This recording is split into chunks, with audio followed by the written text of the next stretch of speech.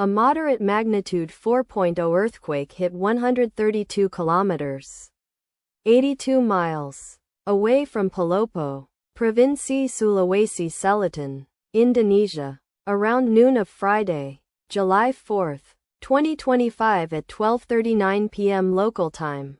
Asia, Makassar GMT+8. The depth of the quake could not be determined, but is assumed to be shallow. The quake was reported felt by some people near the epicenter. First to report, BMKG after 4 minutes. The earthquake occurred 10 weeks after a magnitude 4.0 earthquake had hit on Sunday, April 27, 2025, at 4:08 p.m. local time. Asia, Makassar GMT+8. In 59 kilometers, 36 miles, distance to the northwest.